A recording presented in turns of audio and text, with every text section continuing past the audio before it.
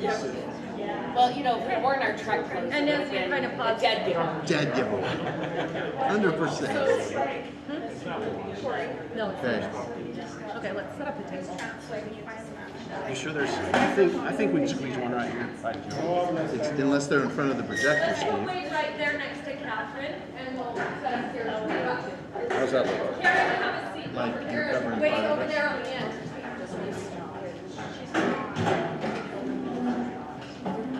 I can drag this power just a little further and go a little further.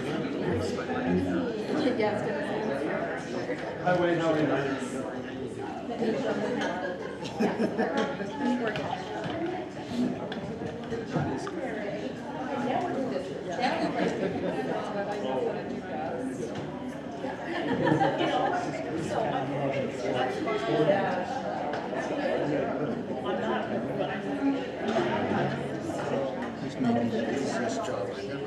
Well, she's in the Wait a minute, Karen.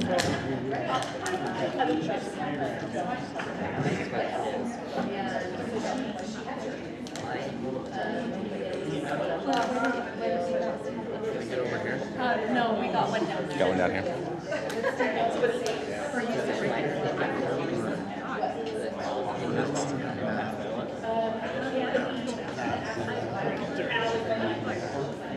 You're fine right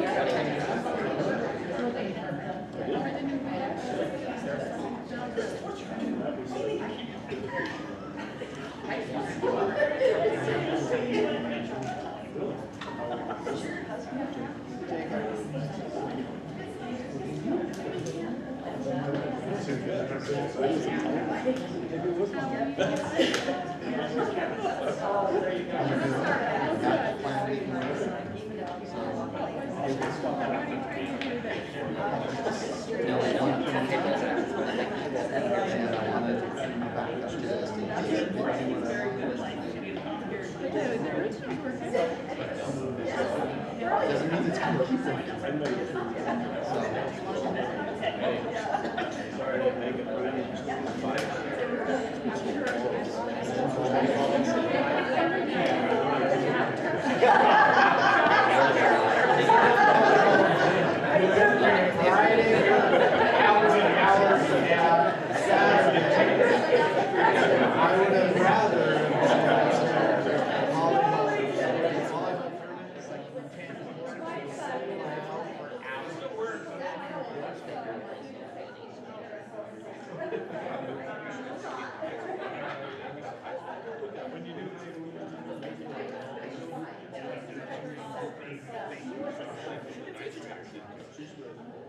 Okay, it's 6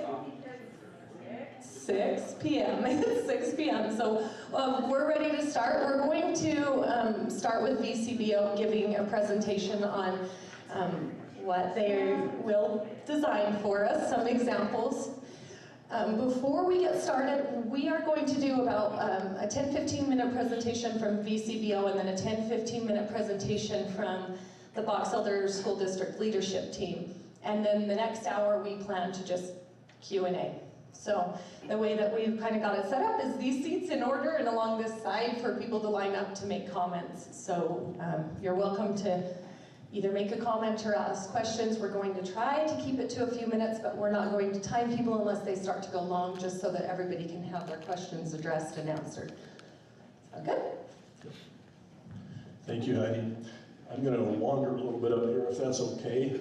My name is Dave Cox, by the way. I'm really happy to be working with Box Elder School District on your new school projects. If you've come tonight hoping that I'm going to show you the rendering of your buildings that we're going to be proposing, you're going to be disappointed. That's just not the way we do this. The way we do it is we like to collect a lot of information from the community and understand what your priorities and your goals are before we ever put pen on paper. So what we're going to do tonight is I want to talk to you a little bit about what goes into a new modern school today and why it's different from the schools that we've attended. This is one of my favorite schools of all time. It's my elementary school. This is the ribbon cutting in 1959 in Kanab in southern Utah. If you all don't know where that is, about 7 miles short of Arizona, you're in Kanab. Now, I'm not actually in this photo. You know, I'm not that old, but that is my school. And it was an awesome school when I was a kid. Today, it's been replaced. And it's been replaced because it just doesn't have the potential and the ability to serve the students the way it needs to today. Go ahead, Ida. So you all might recognize a classroom that looks something like this. Again, I'm not in that picture, but if this was a color photo, the desks would be the same. I sat on a sled desk. I worked on a chalkboard, just like all the rest of us, oops, excuse me, probably did. So these haven't changed a lot. And yet a lot of things in our society have changed dramatically. You look at the cell phones we hold and otherwise, technology has changed significantly and our schools need to as well. Go ahead, Ivy. We can skip past this one. So traditional 20th century and earlier schools, a few of the features that we're all familiar with, long, circuitous hallways. In today's world, we would never do that. They're difficult to secure, they're difficult to supervise. When these schools were designed, that wasn't even a concern that the designers thought about. You can imagine an administrator standing here by the office and trying to supervise students on that end of the building would be kind of difficult. Today, one of our main priorities is to try and address those concerns. We go to the next one. So I love this image. What does a 21st century school look like in Box Elder School District? We look at the progress of technology over the years in these different areas of our lives, from vehicles to telephones. And then if we could see this a little better, you would see a 1920s classroom. And then you would see a picture of about a 1990 vintage classroom. And the only difference is the color of the picture. Everything else is the same, right? There hasn't been a lot of change in how our buildings support the delivery of education. And so that's the question mark that we want to talk about today, and have everybody just start getting the juices flowing and understanding what it might look like, okay? So this is interesting. IBM did a survey of over 1,700 business executives, asking them what are the traits of your future employees? What are the things you really want them to master? The top 4, by a large margin, are students that are collaborative, they know how to work together, they are communicative, they know how to express themselves and talk and work together, they are creative thinkers, and they are, I can read that, flexible, adaptable, they're able to adapt to different settings, different environments. Those are the top 4 that business leaders are looking for. And so when we go to the next slide, this is an analysis of retention rates in instruction. So when I went to school, this traditional model where the teacher stood at the front of the room and lectured to the students and we sat on a grid of chairs and listened to instruction, that's how we were taught. And when you look at the retention rates for that style of instruction, it's pretty darn low. That says 5% up there if you can't see that. The bottom 3 are a much more highly collaborative method. The lowest score in that, 50% retention, is discussion in a group. The next one at 75% is practice by doing, hands-on work. And the third one, 90% retention, is when we teach others. And so clearly when we need to teach our students how to be communicative, collaborative, to be flexible and adaptable and work together, this type of a model is the model that works best for these young people to be able to really absorb what the teachers are bringing to them. Next slide. So these are images of modern 21st century schools. They're all different, and yet there are some similarities that are really important. One of the similarities you'll notice is what we call compartmentalization. This has a security benefit. It has the benefit of sequestering students by grade. So you can be in a 1,000-student school, but your classroom is in a 200-student suite. And you stay in that suite in an elementary school, for example, you're not seeing 1,000 kids, you're seeing 200 kids. And so you can make a big building feel small by compartmentalizing. So as we look through all of these, you can see classroom wings here, they're all compartmentalized. gymnasium, and performing arts. We come down to this one, we have gymnasium, performing arts, compartmentalized classroom suites. We look at this one, different shape, but same concept. Compartmentalized classroom suites, centralized administration that can very easily supervise the entire building, okay? Those are some of those key features at a kind of a bird's eye view. We'll drill in a little bit closer here in the slides to come and let you see some other things that we would be focusing on. Go ahead. So this is something that unfortunately has become a topic of discussion for the last maybe 10 years, and that is security in a school. When I was a kid, I had a gun in my window and I'd go hunting every day after school, and it wasn't a big deal. Today, I think you'd probably be suspended from school if you tried to do that. So we designed schools in a passive way to allow administrators to secure a building and not make it feel like a prison, right? Our goal here is to teach kids not to secure kids primarily. We want them safe, but we want them to learn, and so we have to have an environment that facilitates that. So this layout conveys how we would do that. We've got a secure main entrance here at the front where the office is. You all have probably seen those in schools you've gone in that are newer. We have all of our athletics on one end, classroom suites that are compartmentalized, and the ability for an administrator to stand in that one spot and see the entire building at one time.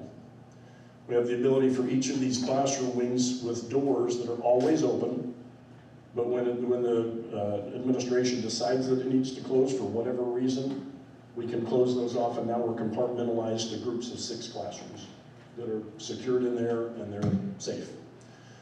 A few other things that we'll do as we go into some of these other slides is transparency. Can you hit the next one there? There we go. So this is a 3-dimensional view of a typical classroom suite. Okay, so you've got multiple classrooms opening onto a collaboration space with glass. Now, glass is oftentimes a question people have concerns about it. A few statistics are helpful in this conversation. There's about 60 million public school students in the United States. Statistically, 1 in 4 are bullied every year. So if we do the math, 15 million children are bullied every year. And when you pay attention to the security situations that districts deal with, almost without exception, the root cause is bullying in one form or another. And where bullying is fostered is when people can't be seen. If people can hide and they can be in places where administrators can't see, people can't see, those are the spots where typically that occurs. And so one of the best benefits of this transparency is that everybody is visible. The whole concept of see and be seen solves a lot of problems for schools. The other benefit is daylighting. Daylighting has been shown to have a huge benefit on student learning. And so the school that I went to, extremely dark, right? It was hardly any windows. It really wasn't a priority at that time. For us now, windows are a significant benefit to the student body, and we try and use that to give teachers the ability to teach in their classroom and send groups of students outside the classroom, still within line of sight, to be supervised, but now expand that classroom to 1,800 square feet of usable space. Okay? Go ahead, Heidi.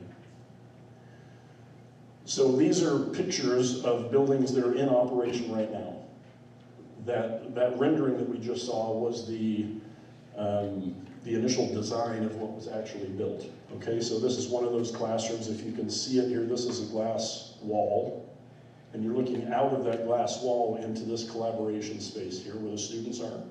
These are classrooms back there. So you can imagine if you're a teacher and you're in that classroom with 20 of your kids, and you've got 5 of those kids that can go step out of the classroom to these seating areas and work on a project together. That teacher has now taken that 900 square foot classroom and turned it into an 1,800 square foot classroom.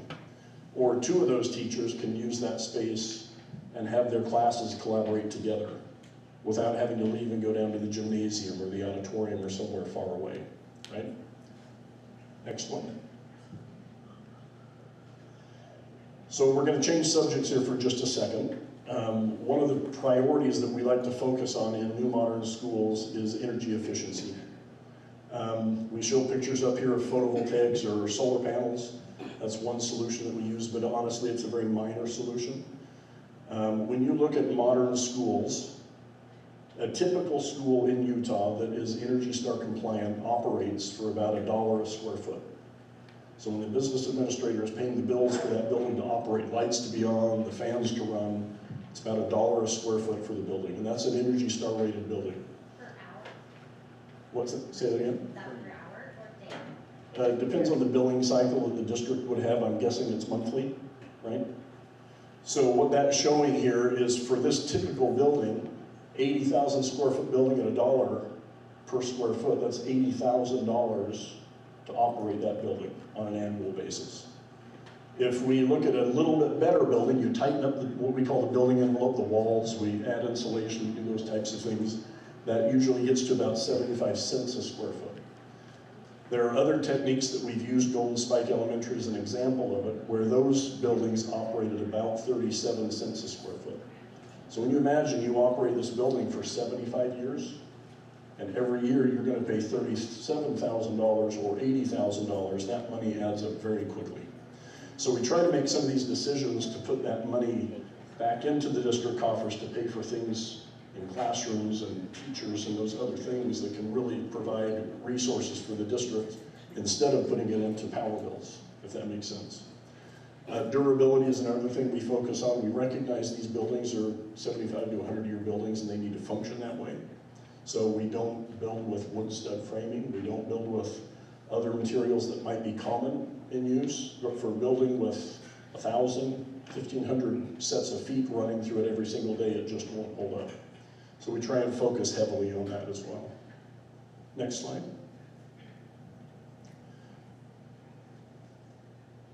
Not sure where that other image went. I want you to imagine a very cool picture right here of a gymnasium, okay? So this is an old gymnasium. You've seen them 100 times. All the artificial lights are on. There's no windows. It's just a normal gym. Every time 2 kids go in there with a teacher, that entire box has all the lights turned on, right? The image that's right here, if you can imagine in your mind, new modern school, none of the lights are on, and yet it's as bright as a classroom, 35 to 50 foot candles in that room, a very bright space, and not a single light is burning. That's a one-time purchase that a district does for the life of that building. You have free lighting in that space when those 2 kids go in, that you don't have to turn on every light in an 8,000 square foot space.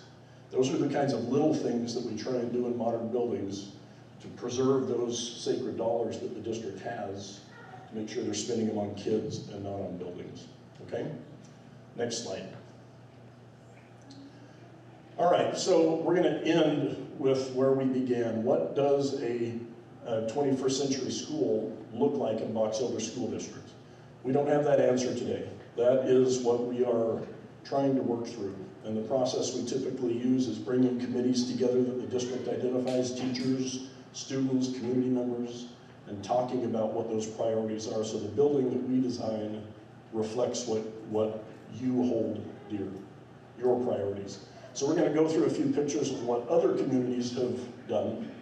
And I will tell you, if you see a building in here that you don't like, I would not be shocked. There is probably one, maybe even 2 or 3 that you're going to say, please don't build that in my community.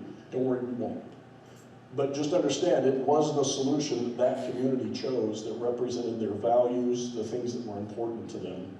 And what I want you to notice is how different each one of them looks. When we go through this process and design buildings for your district, they will look different from any of the ones that you're going to see here tonight. Okay? Let's go through those, Heidi, if we can. So some are very contemporary modern, and that district really liked it. Some have wood and red masonry and look a little more traditional. That's great. Some are very contemporary with sleek lines and metal materials and those types of things that some districts prefer. Go ahead. And some are much more traditional in their stylings. Go ahead. So in the end, this question is probably the funnest question to deal with because it's the start of the design process where we're currently at a blank sheet of paper. We don't know what this building will look like. We know that we have to handle a certain number of kids, and we know we have certain programs. But what that becomes is really something that you as voters need to provide input on and help us understand what those priorities are so we capture them and incorporate them into what we do. That's all I have. Are there any questions anybody has? Or okay. What was your lighting at the gym? You didn't tell us what lit that gym. It was skylights. Just skylights? And what happens when we have 12 inches of snow and all those skylights have been covered? Then you turn the lights on. But that's for one day, right? For 95% of it, you don't have to do We live that. in northern. Yes. Usually we don't get 12 inches of snow in one fall. But, yeah, If we do, we're not Yeah, gonna that's not either. that's right. Because we all have skylights in our homes and it doesn't come on. So these skylights are on 24-inch tall curves. Normally residential skylights are about 4 inches off the roof. So the different scenarios, sometimes we do it with windows on the side like this, up high. There's lots of different ways we can do that. But that assumes that you have windows on both sides of whatever room that you're going to be using, because you have limitations based on the design of the building. Mhm. So you're just talking about the gym, but what about the rest of the facilities? So every space that is a teaching space, a collaboration space, an office will have a window. That's one policy that we just have as design. I don't want to sit in a room with no windows, and so I kind of refuse to design something that puts somebody else in that position. So we really focus on maximizing daylighting for students in the spaces students are in. So tell me why Oh, there you go. think that having clear glass on the outside of a classroom that will distract all of our neurodivergent children is a good idea for their teaching environment. It's a great question. So when we talk about daylighting, we usually talk about it in generalities. I'm not talking about daylight any longer, I'm talking about the clear glass walls of the classroom. No, I hear you. And for us, those are the same thing, right? The glass is where the daylighting is coming through in those pictures that we showed you. The classrooms were internal, and we're borrowing daylight from an exterior wall to an interior wall with glass. So it's a multi-purpose function. What I'm trying to answer your question, in that when we're talking about special programs or the non-typical classroom, whether it's a special. Most of our children are not special. They are integrated into everyday classrooms. And I can see many of our kids having issues with having other children outside their classroom distracting them while they're having lessons. Interesting thought. Maybe I'll have an educator answer that one. I can tell you that we've done this in a lot of schools. We can take groups on for tours and let them see The it. answer is correct here. Say that again? Just because other places have done it doesn't mean that that's the right answer. Sure, that's fair.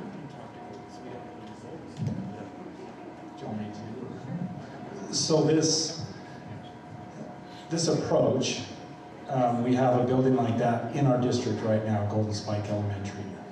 And as I walked through there, the kids might notice me, but then they just go on and do their stuff. Tell me about And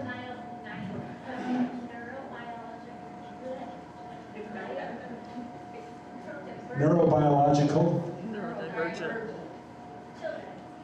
I'm not talking about kids that are not on the spectrum. I'm talking about people that have ADD, have ADHD, have some kind of neurodivergence, and how that classroom setup affects their learning. Okay, so first, let's just recognize that we don't actually have floor plans. He was just giving ideas of things that have happened in other districts. So right now, we don't have any floor plans set out. District right now. Well, yes, I'm talking, he was saying in general terms. Yes, we do have students at Golden Spike, and we have students, and I realize you're talking about any student, but I'm going to speak to special education because that's my world. Students are taught to ignore. And for the most part, students are able to do it. They go into the classrooms, and they are taught how to work within the classrooms.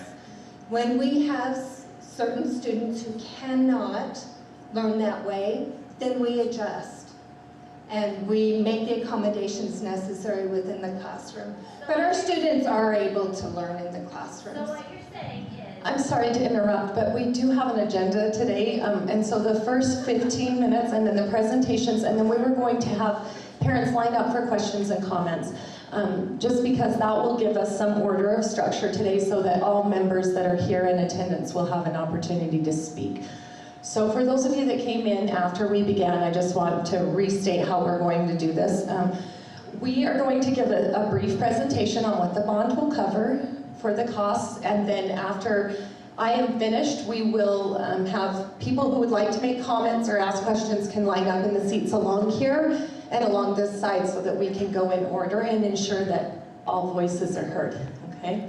So you are welcome to move to those seats to line up as soon as you are prepared and would like to and have questions. I don't intend to cut you off, I just intend to make sure that everyone has an opportunity to ask questions. As you all know, we are, as a school district, the board has voted to go to bond this year. That has been a very long process of them considering the options that are available to them and what the needs of the district are and how to meet those needs. Over the past 2 years, they've met with stakeholders, input from parents and teachers, and looked at architectural plans and contractors to get the input to say what is the most cost-effective plan we can create in order to meet the needs of our students in the most effective manner. So that is where it brings us here today. Voting will, the pamphlets will be sent out, or ballots for voting, on October 15th. You should receive those by the 20th. They suggest that if you are going to mail in your ballot, that it be postmarked by November 1st to get there, or that you can go and vote in person on November 5th. So here are our needs. From parents, we have heard many, many times that the number of transition levels are problematic, particularly for those that have kids in 4 to 5 schools. With the number of transition levels, it's become difficult for them to get all of their students to the different places that they have to get them to. It also increases the transportation time for our buses. So we'd like to improve the school start and end times. We sent out a stakeholder input survey, and we had some focus groups that gave input. And from that feedback, 81% of participants shared that they support the K-5, 6, 8, 9, 12 grade bands. So that's where that's coming from. We have a need to decrease the number of transition levels. There's also research that suggests that each transition period is difficult for students to adjust to. There's a loss of learning as a result of that, and it becomes difficult for students to adjust each time we send them to a new school. We have some safety concerns. Buildings built previous to 1973 had different codes, which means that the masonry is unreinforced on those buildings, and we can improve upon that. So we have, on the north end, we have North Park that was 1962, and Bear River Middle School was 1965, and on the south end we have a similar situation with Lakeview, built in 1962, and Box Elder Middle School, built in 1965. Also, we've received a lot of feedback from parents that they feel the lack of air conditioning in our buildings is problematic and makes learning uncomfortable for their students.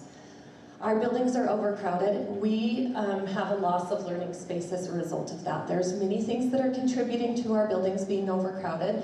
One of the things that happened a few years back is that we moved preschool into our elementary schools. That's a better model for learning for students. It creates a better transition for them, and they have more inclusion opportunities. In an audit for special ed from the state, that was a recommendation that we were given and that we needed to comply with. So we moved preschool into all of our into as many of our elementary schools as we could. Additionally, the rollout of all-day K from the state and being able to offer that to our parents who are interested in it increased the number of classrooms that are necessary for students to learn. As a result, principals and buildings have had to get really creative about how they're using the space that they have in the buildings in order to meet the needs of these students and incorporate those classrooms into their schools, particularly in elementary school. And you'll forgive me for speaking a little more heavily to that tonight since we're in an elementary building. And Keith Meekum, our Assistant Superintendent of Secondary Schools, will speak a little more to middle schools at those open houses or town hall meetings. So in the elementary schools, we've had to push preps into the classroom. Many of our buildings don't have a separate gym, so as you increase the number of classes, it makes it more difficult for principals and their leadership teams to schedule a cafeteria arrangement that is comfortable, and so we have to increase that. The more we increase the amount of time that it takes for lunch period, the less time students in a lot of schools have for PE. We're also pushing in music and art, STEM, and computer labs have been taken out in most of our elementary schools. That is similar in our secondary schools. There's been a loss of a lot of computer lab spaces. They're using Chromebooks in the classroom and not getting as many interactions with desktop computers. They've had to combine some special ed classrooms. We've had to push some special education classrooms into smaller spaces. And we don't have as many itinerant spaces available to provide the types of services that we need to provide to students these days with more mental health issues. We don't have opportunities for our counselors to have a space for them to do small groups. We are just really doing a lot of shifting people around to make it work. Also, across the district, we are using 34 portables to address growth. As you will know, a big portion of those are at Lakeview Elementary and North Park Elementary. Those existed prior to the rollout of all-day kindergarten and have continued to be used. On this site in particular, our contractors do not have any suggestions for how we could add more portables to continue to add classrooms, which over time is going to result in larger class sizes. I want to clarify that bonds cannot be used for the reduction of class sizes directly. Bonds can only be used to pay for facilities and construction. However, having the space to move students into can help with the overcrowding of classrooms and buildings.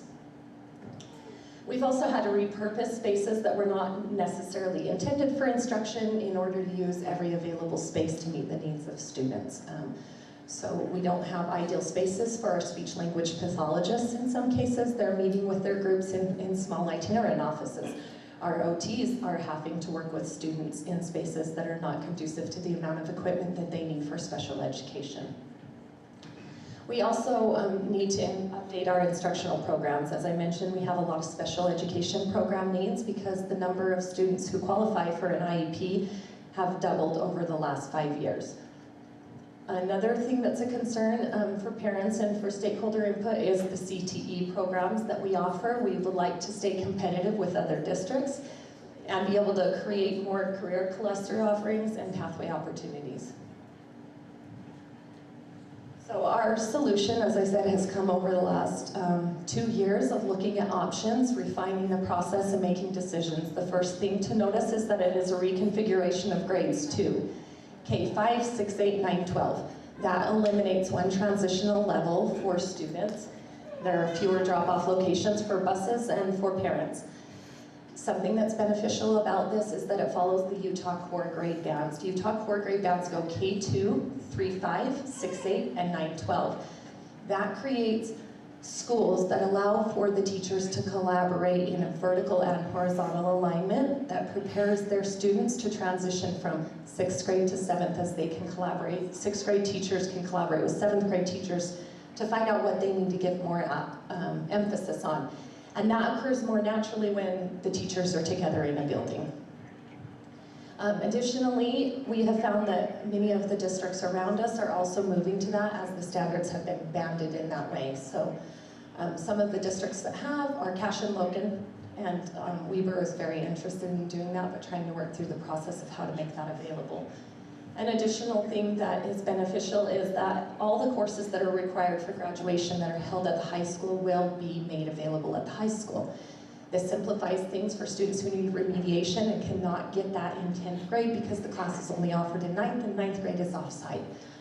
Another thing that parents who gave input liked about this is that we allow students in 9th grade to participate in activities and athletics at the high school, but they're not considered part of the general student body, and so that can complicate things in some ways, as well as the transportation for parents to get their students to the 9th grade. We have also put on here that there will be new learning spaces to remove as many portables as possible. In our sharing information, we didn't clarify that super well initially for parents, and the perception that we were intending to buy portables kind of grew. So we want to address that and make sure that it's clarified that our intention is to remove the portables in as many situations as possible. Something we get a lot of questions about is the 6th grade being with 8th graders. I spoke to that a little bit, how it's very beneficial for the collaboration and the coherence of instruction that happens from 6th, 7th, and 8th grade. But I also want to speak to a couple of other things. 6th graders are as far away in age from kindergartners as they are from 12th graders. We see a lot of difference in our 6th grade students in the last few years that we didn't necessarily see 20 years ago. They're developing differently, and their interactions with students that are 7 grades younger than them may not be as appropriate as we would like them to be. And so developmentally and socially, they are more similar to 7th and 8th grade peers than they are to 5-year-olds. Another thing that we considered is when we discussed moving the 6th grade down to the elementary schools is, again, every one of our elementary schools is crowded. We've added, as we said, preschool and then all-day kindergarten. In order to move 6th grade down to all of our elementary schools, we would still have the problem of needing to rebuild North Park Elementary and Lakeview Elementary. Rebuilding elementary schools is somewhere around $50 million. To add on 6 classrooms at each elementary school would be around $3 million. To have restrooms and create plans and address some of the infrastructure that could be addressed would be around $1 million, and a gym would be about $5 million. And that would still not help us to be able to expand the cafeteria. So it becomes incredibly expensive to consider that option when we would still have about 7 elementary schools that would need around $8 to $10 million to do additions in all of those. So moving 6th grade back down to the elementary schools just isn't our best option. So when we look at the cost, our first priority is the middle schools. The middle schools have needed rebuilt. They're overcrowded, they're uncomfortable, they're not conducive to learning for students. If any of you have ever seen the hallways during change periods, it looks like cattle being shuffled. And it's uncomfortable. And as you mentioned, one of the concerns we have for students is just what does that learning environment look like for students who need some space and don't necessarily want to be shoved or elbowed through hallways. Our second priority would be the additions of the high schools. That will allow us to create 9th grade instructional spaces, and I'd like to clarify at this point that 6th and 9th grade would be within those schools, but they would have separate wings, as Dave Cox has shared with all of us today. There is a plan to keep their schedules as separate as much as possible. We also need to upgrade our current classrooms, including CTE and special education. We have some special education needs for independent life skills for our students that are in the high school levels, and some of our classrooms don't offer for them to be able to learn life skills such as prepping food for themselves or cleaning and job skills that they can get in classrooms that have that right there. Instead, what they're doing is they're trying to schedule that with like the FACS classrooms and work the students in rather than having it right in their classrooms. The third priority is the elementary renovations. As mentioned, both Lakeview and North Park need to be replaced. Those 2 intermediate schools will allow for more space for those students, and it will also, for a fairly low cost, will allow us to renovate those to convert them to elementary schools. We've spoken with other districts that have done this in the past, and they're very happy with it. Cash has recently passed a bond, and they intend to do that with another one of their middle schools because they felt like they had so much success with it in the past. We took a group of administrators, elementary teachers, and special education teachers through the intermediate school here in town to just say, what do you think about this space? Is this something that you could teach in? Would it be comfortable for students? And overall, they felt like the adjustments that would be needed was fairly minimal in comparison to the benefits that they would receive as educators. So we've listed these things in priority. The fourth priority would be air conditioning in all schools. What I'd like to iterate here is that we, as we go forward, building new projects, they will include air conditioning. That will be the first priority in new buildings and new additions. And then our fifth priority would be to consider additions to Century, Discovery, and Ford Fielding.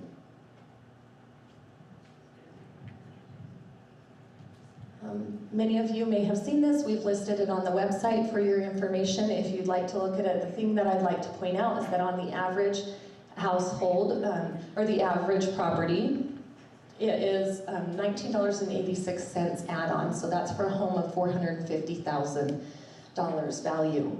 That $19.86 is an add-on. There's a $9 amount that's already on there from the previous bond. And when that previous bond kicks off in a couple of years, this is an add-on, so it will add to that. We will still continue to pay that until this bond is gone. For commercial property, it's $8.02 for every $100,000 in value, and then it's between 0 and 6 cents per acre for farmland.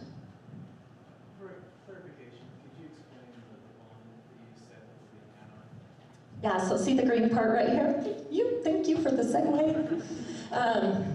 So the current 2007 bond costs $9.08 a month for the average property value of $450,000. With this 24 bond, we would be adding $19.86 a month. So that's shown in the green, or the red, it's kind of hard to see, the green down below. That will come completely off in 2030. In 2029, we'll reach the full amount of the two combined, which will be $28.94. So you won't actually see a reduction in the taxes between that $28.94 until about, it looks like 2047, is that right? 2046 is when you'll see that go down. So we just want to be really transparent about this is an addition of approximately $20 on the average household.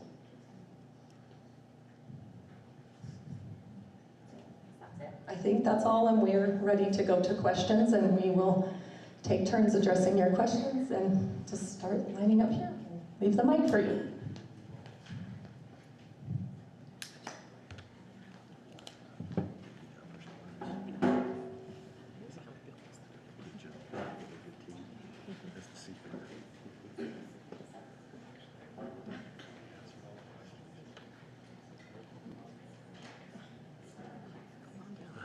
Thank you. That's awesome. So looking at it, I'm in one of those weird schools where it's kindergarten and first grade, and then they go to 2nd through 5th grade, but I don't see that addressed with Willard and through Nile Creek. Will that be addressed with this? So one of the things that we discussed in this process and considered was, is it possible for Willard to be combined with 3 Mile? And that is in some ways a possibility. What we've ultimately decided at this time is that is not a decision that we would make with the bond, because again, bonds are independent of those types of decisions. The bond is here to address the building needs. So in 5 years, when we look at rebounding and what the needs of the district are, we will pull a stakeholder group together based off of the enrollment at that time to get input from parents. Some options we do have, leave Willard and 3 Mile as it is.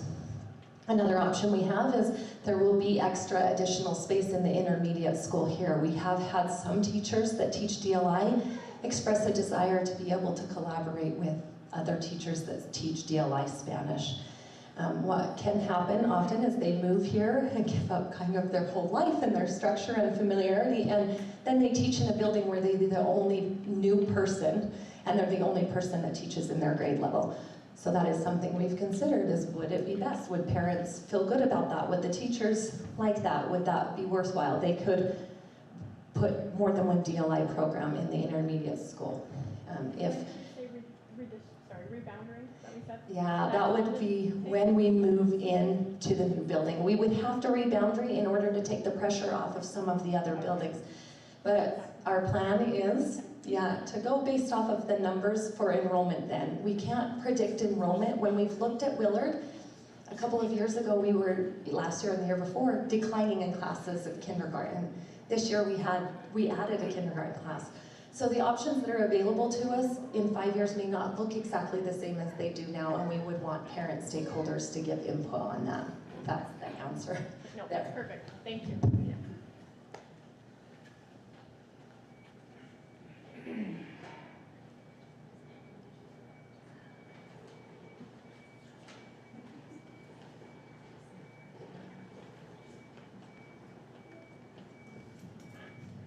I'm glad you held questions till the end, because a lot was on that little graph on the current bond and what's and how it affects, I think, each and every one of us. My name is Rick Paul Freeman. I live here in Perry, Utah, and I definitely, when you guys say that there's a need, I agree.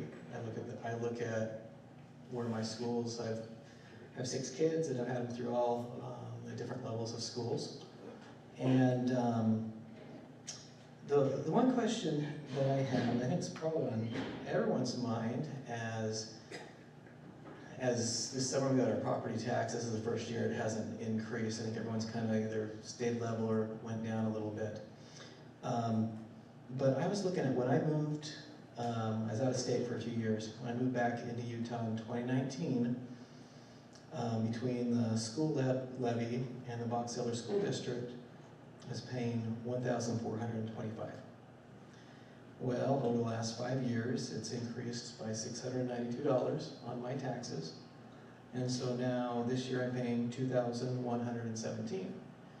And so when all of a sudden I see something a few weeks ago, it's like, whoa, we're gonna increase it more. I'm like, hold on, time out. And I've been talking with the county as well on taxes, because it just seems like they just continue to go up, except for this year. So what I'm wondering is, because this was a $220 million bond. What was the last bond?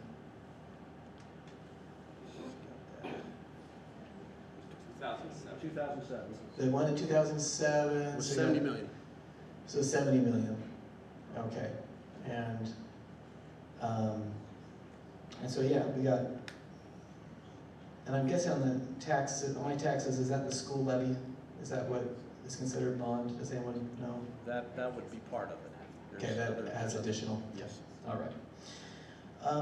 So with this, I'm just wondering if, there's been, I'm sure you guys have been brainstorming, are there other options that aren't 220 million, because we're going to carry this for the next, 20 next 20 years. Yeah, we got 20 years, and so yeah, we look at investment and look at more efficient buildings, more effective learning spaces, and improving that. So I think that's all great, but I'm wondering has there been other options that aren't 220 million for our small county and population? That's a great question, thank you. Would you go to what's happened since 2007? So one of the questions, in 2007, we had more needs than we bonded for. And I will tell you right now, we have more needs than we probably are bonding for. But I think it's important to note, well, maybe back up one slide. When we had the bond, this is the breakdown of what happened. So Bear River High and Box Elder High both got kind of brand new additions. The gym, the auditorium, some of those spaces are still the same, but a lot of the stuff changed out. Also, according to the bond, we also had Garland Elementary was built, which is up north. Fielding Elementary used bond money, as well as the QSC bond, and I don't know all the details about that, but it came out by the state as options to help support the building. And then It was federal and it was for employment. that's what it was, federal, and it was for employment for rural areas. And then Snowville Element, not for rural. No, that was Grouse Creek. Oh, that was Grouse Creek. Snowville, anyway, again, was part of all of this. But we still had other needs, and that's what this next one is. The Box Elder Middle School Gymnasium was the original from back when the school first started.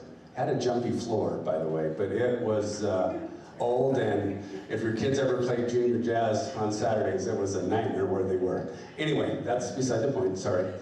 Harris Intermediate got an addition because of growth up north. You'll see in 2018, ACYI got an addition. All of this was done through capital reserve. So when you say, are there any other ways? We've built a lot of things through trying to be wise with money, trying to be creative with how we adapt to the growth across the district. And so look at all of this. Now I think Heidi Jo and I, did we say it was about $63 million? Was that the number when I said let's add all this up? Oh, yeah, it was. So in the last 14, or last 10 to 12, 14 years, we've saved, used a variety of things, and Dave, maybe you can help us with this, but that's about $60 million of projects to build a whole bunch of stuff that was not part of the bond.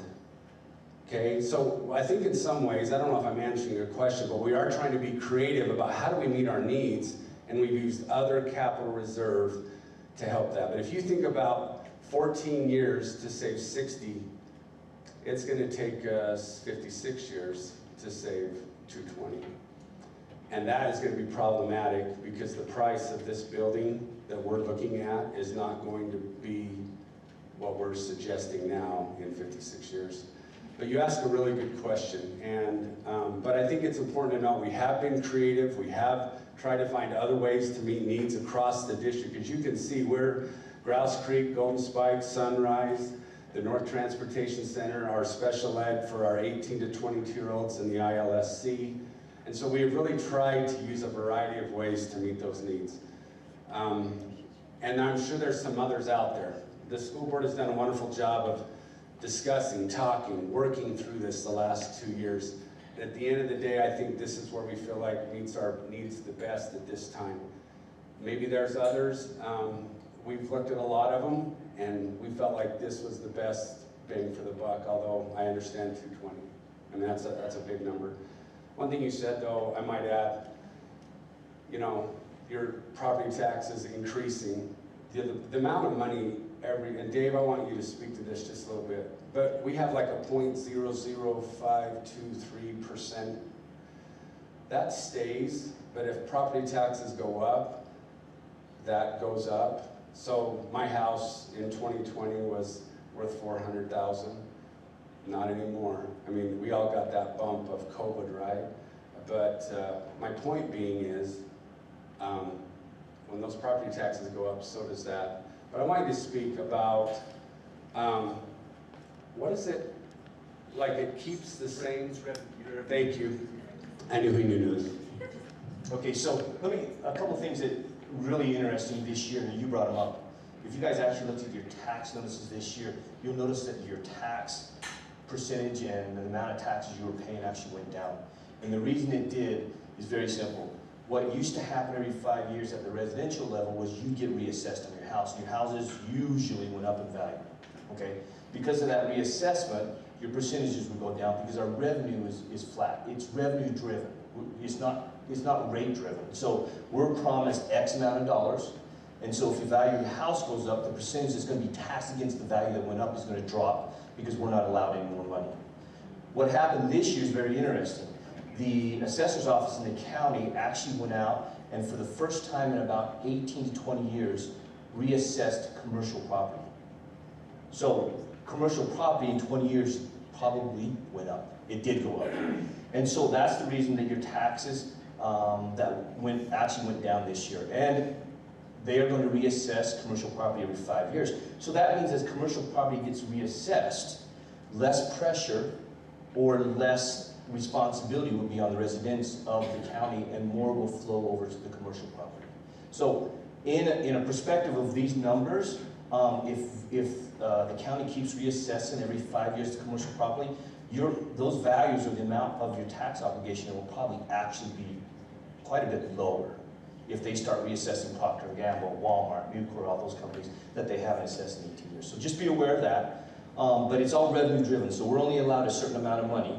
That's why your percentages as your house goes up, your percentage on your house goes down as far as that amount is concerned. So that helps a little bit there. Anything else regards to the tax amount? Okay, I know, for most of you guys, that just puts a glaze over your eyes, so I apologize. You just leave it there until it's.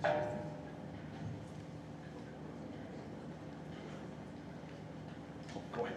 Oh, sorry, No, no, you no, go you go ahead. ahead. No, No, go I had other questions. Are you gonna address that? Well, I was just gonna talk about this just for a second.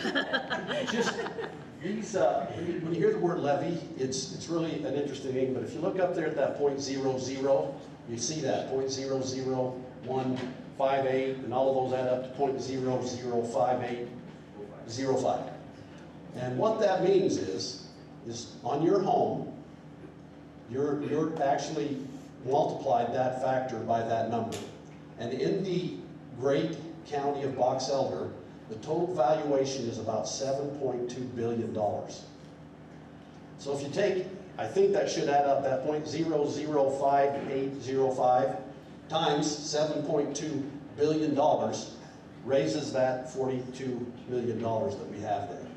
And so it's really seems like a small amount when you look at that .00, and that's what they call a levy. It used to be called a mill levy, and you know, it's all about math terms. Mr. Meek could probably explain that better. And so that's what happens. When this gentleman asked about the levies, the one he was talking about, if you see the board voted levy, that the board has the capability to pass a levy just with a board vote at a board meeting. They did that 20-something years ago, and that's been maxed out. I do not know the year that they did it, but they also passed a voted levy, and that means they had to come to you, the voters, many years ago, and ask you if they could tax you for that amount of money, that .0046. And they actually have the ability to tax you more than that, and every year, if you've heard the term truth in taxation, they can come out and ask to just let you know truthfully that we're going to tax you up to that cap that's allowed. Right now, we're below that cap. And then the bond is probably on the one you talked about, that basic levy that they talked about. So I just wanted to clarify that and talk about glazing your eyes over it. It's really big dollars, $7.2 billion in the county. But when it comes down to each one of us paying our portion, that's how you get to there. So with that, I'll turn you over to whatever question you have. All right, I had a question for our architect man.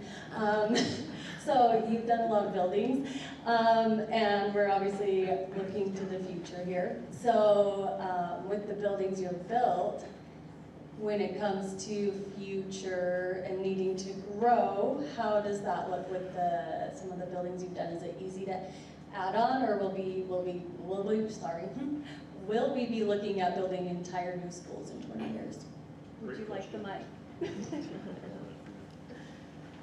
That's a great question. The one thing we know in Utah is that the children keep coming, so they're going to be there, right? So there's a few things that we do, well, there's a lot of things that we do, but a few that make sense for this meeting. In older buildings, every single wall was a masonry wall. That was just common. And that's great in some ways, it's really bad in others. In 5 years, when a district decides that they have a program that has doubled in size and they need a bigger space, it's difficult to tear down masonry walls or modify them. So our approach in the buildings that we provide are load-bearing masonry where we have to have them for structure, and then metal stud-framed walls with a porcelain tile skin on it. So it's durable, it's easy to clean, it's easy to maintain. It's also very flexible in the future, so the district can reconfigure however they need to, depending on what's changing in the environment. That's one of the techniques that we use. A few other techniques that we use is when we lay out the building, we lay out with expansion in mind. So we're identifying where that classroom wing can expand, running utilities to that point, so when it happens, we don't have to go in and tear up the building to get to it. It's already right there on the outside of the building.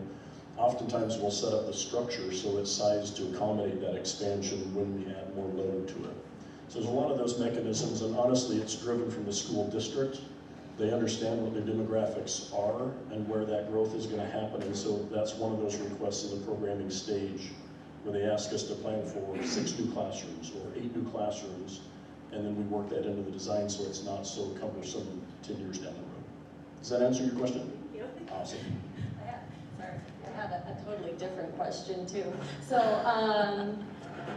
let's see, at the board meeting, when we talked about this, it was brought up that the Lakeview property would then eventually be sold off.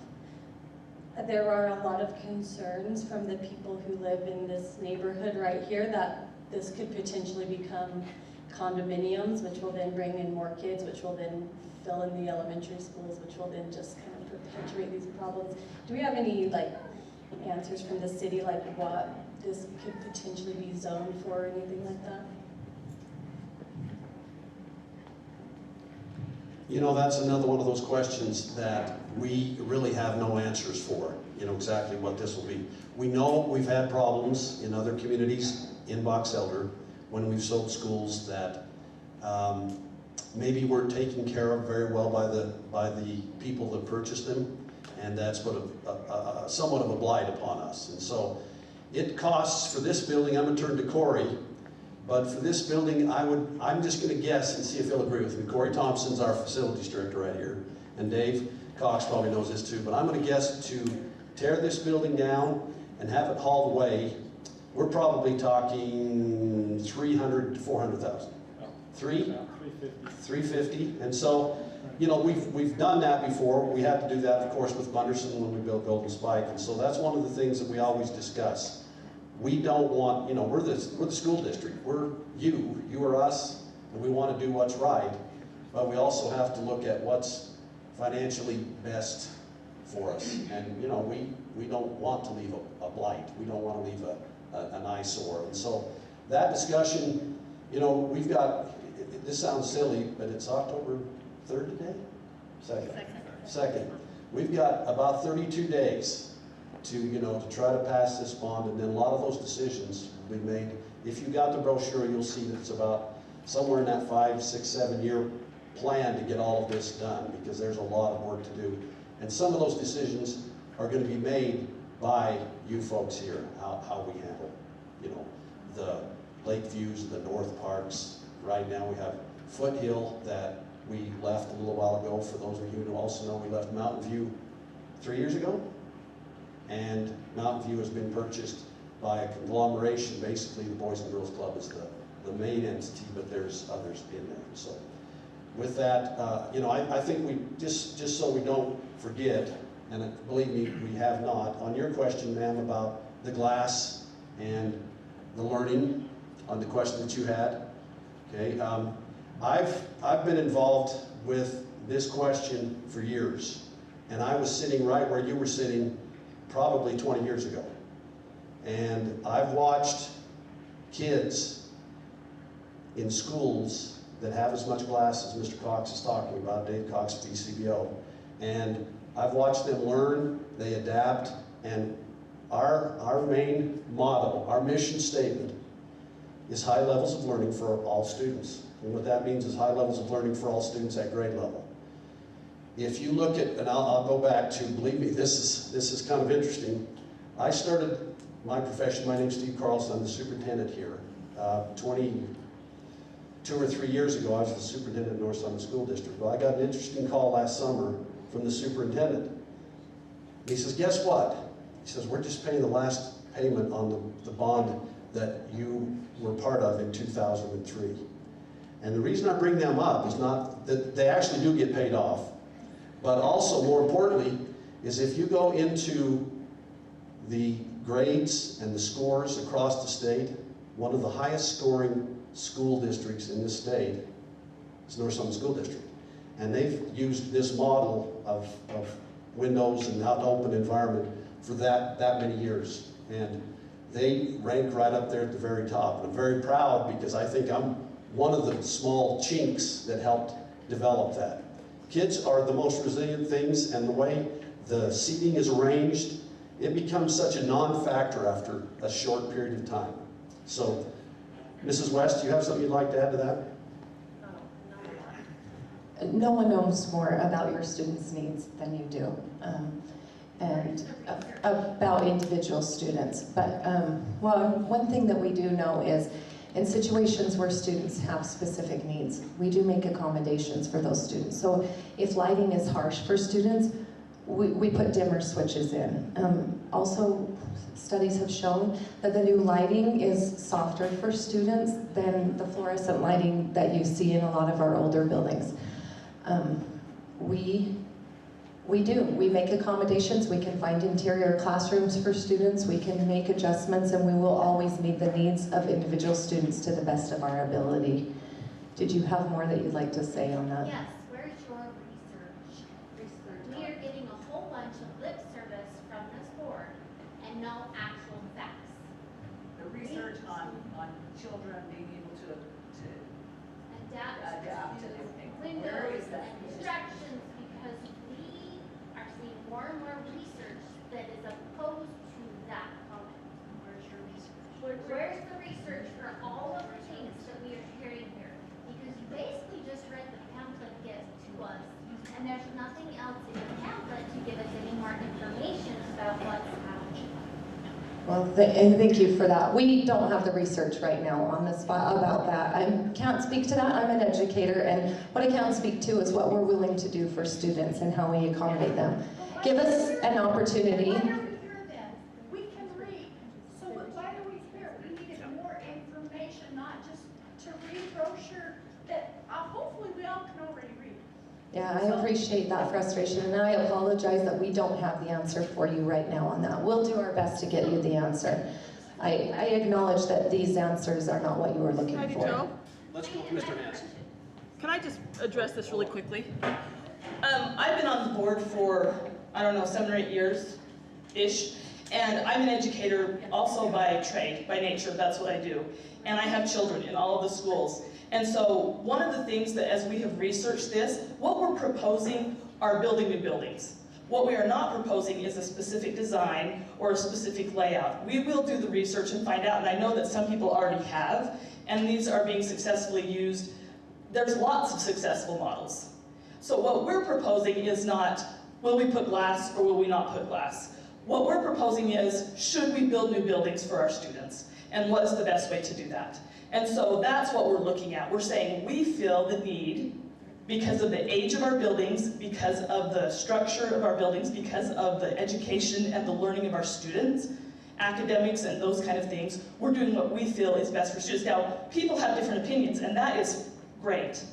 We're not here to convince you one way or another. We're saying what we have done, and I've been on this committee for at least 2 years, researching long-term capital projects. So what we're proposing here and what we're hoping to answer your questions are is not about the materials we're using in the building or about those specific things. We want to answer those questions, and we will get those answers. What we're trying to propose is, what is our need?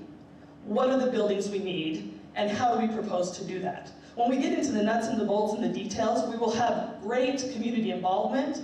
We will have architects, we will have educators, we will have as much information as people are willing to find out. But the pressing need here is, do we need new buildings? And is this a configuration that the community would support? And so that's what we're proposing here is, we need to, and the reasons, that's what the pamphlet is about, and we're trying to clarify answers, because we've had people ask questions saying, why are we going to the K-5, 6, 8, 9, 12? What is the purpose of that? And some of those reasons are, and I think that they were pointed out, we have transition level needs, we have academic needs, we have space needs. And so, and I've been on the committee like, what if we built 2 new elementaries and 2 new middle schools? It's more expensive if we keep our transition levels. What if we move the 6th graders down?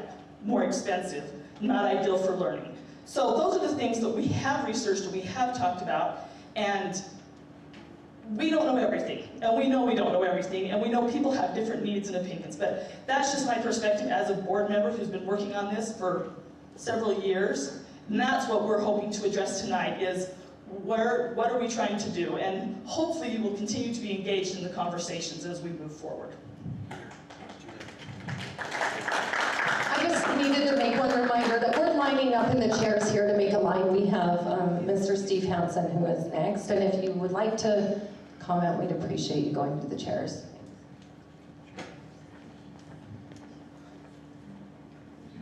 So I am proud probably in an interesting position, both as a profession and as a community member. So first of all, I think in the end, I'd like to say that we're gonna be bonded at some point.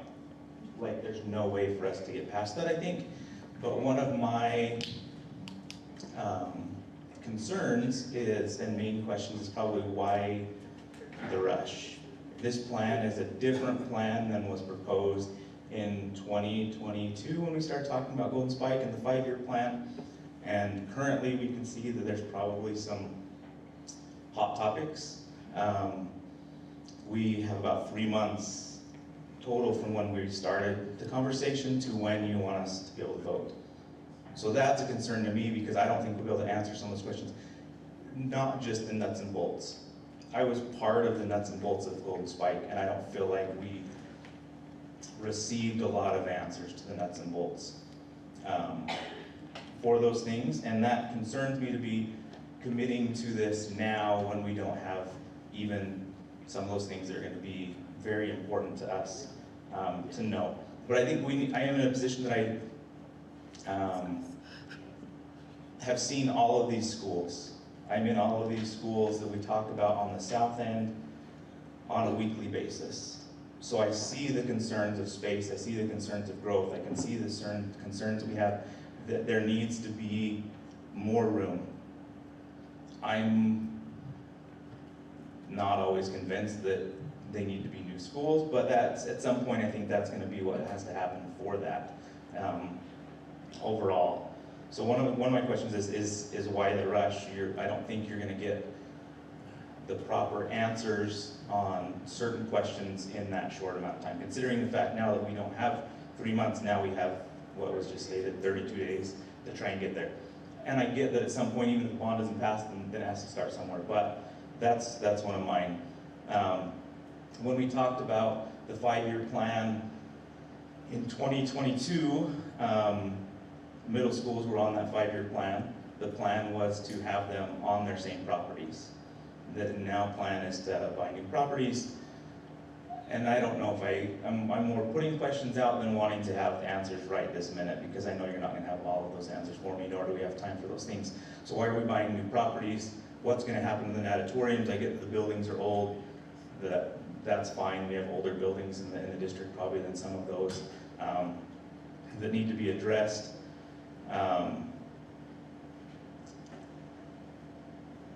One of my concerns also is projected growth. When we voted for Golden Spike, I sat in every single meeting except for one and said, how are we addressing growth?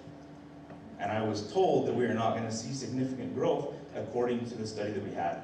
And here we are 2 years, telling us 2 years after that point, that we are now at this point that we need to have another bond. So what research are we looking at now that's different from then to say what's going to happen at the end of this bond, right? 2030 is when we're planning on moving the final phase of moving kids into these schools. So what are we saying that when we get there, is our foresight far enough ahead to say that we have the growth sufficient? Not that they can be additions being added on, right? That's one of my concerns, because it was. We voted for Golden Spike, hands were all raised on the board, we sat down, and then not 2 minutes later we said, but we are aware of growth in the north end of the south end of the district and the number of homes that are going to be there. Now we're there, right? You've got the apartments by Wendy's. The growth is going to keep coming, and I get that you have to look at the incoming numbers, but overall, we have to be able to look at the demographic to say that the state's growing, the population is expected to double in the next 20 years in Utah, and it's not all going to be in Salt Lake, Weber, Davis, Utah counties. We have the open space that's going to end up being here and in our backyard. And then I think my last one is just to urge more of that community involvement and listening in the process. There are still some pretty hot feelings on some of the things that happened with Golden Spike. I'm one of them. I'll speak. I don't think the glass walls are 100% effective. Do I think they are partially? Possibly. Do I think there may be other hybrid options that could be out there? Yes. But being in the schools, I can sit there as a service provider and watch typical volume of a classroom disrupt my students across the hallway with our door shut, with our glass door shut, and their glass door open or shut. So it's not always perfect. And I don't think we're going to find a perfect one. I know we're not here, but I know that the community involvement needs to be more as this process continues on. Actually have Corey help us with some of this, but one of the things I did want to address is on the why now. Not just a population growth that we're seeing right now, that we more so have a programs growth, as we mentioned, you know, the rollout of all-day K, preschool being moved into the buildings, and then over the past 5 years, the number of students that are being serviced with IEPs has doubled. That takes more classrooms. And so it's not just a growth of population and students, we're also looking to a growth of programs. But when you speak to like what was the catalyst for going forward, now we did have our local cities present to us over the summer. We've been looking at the cost of the last couple of years for the bond and trying to stretch it out and wait until the bond dropped off. However, we did have, like I said, growth reported to the school board over the summer and in the past that said, you know, we've got a lot of residents that are going in and this is something that needs to be considered now. And ultimately, when many of our buildings are overcrowded today, we know that we are still 3 to 5 years from a solution by going to bond now. And then I'll have Corey speak to why we're proposing to move the middle schools off-site. Okay, and I'll have Dave Cox chime in on this too. So Box Elder Middle School site is 11.5 acres. A typical middle school now being built in the state is about 20 acres. Okay, 20 to 25 acres, just to fit everything on there and not be scrunched. Could we do it? Yeah. VCBO could design a building to fit on almost any acreage. We might have 5 stories and underground parking and I don't know, but could we do it on 11.5 acres? Yeah, it's possible. Is that optimal? Is that what's best for the next 50 years? That's questions that have come in our mind. Maybe that's not the best place for, and it's not necessarily the location, but it's just the acreage. That 11.5 acres is really tight for a middle school that holds 3 grade levels. On the north end at Bear River Middle, that acreage is larger. It's not the 20 plus, but it's larger. Could we do it there? Yeah, we could do it there. But we run into some dilemmas that then we have 6th through 8th grade, and across the street we have 9th through 12th, both secondary, and the congestion there of the traffic would be very problematic. So we run into some roadblocks there also. Could we put the buildings on those 2 properties? Of course we could. But is it what is going to work best for the next 50 years? So for us, as we've talked about that with the school board, we felt like, you know, if it's possible and available for us to find another location, then over the long term, yeah, that would probably be better. If that doesn't work out, then building on the current sites would be plan B. That's not out of the question, it just may not be the best answer for the question that we're asking. Does that sound right? Can I also add, we have, as the district, we have not purchased land for either middle school. If the bond passes, we've got plenty of eyes out on land that we're looking at. We have not put any money on it. If we were smart, we probably had to buy 50 acres in Bear River City in case there's ever a continuous city running from Brigham City to Tremont. But my point is, you're always trying to bond or look for future growth, trying to project where it's going to happen. But as of right now, the land has not been purchased. But if we looked at lots of sites, so we're not going to go on record of saying we're looking at it, so the price doesn't go up, yes. But anyway, we have not done any at this point. I didn't want to overlook his last comment about, having some mixed feelings about Golden Spike. Some of the teachers that teach there really love the space, and some of the teachers that have taught there struggle with that a little bit.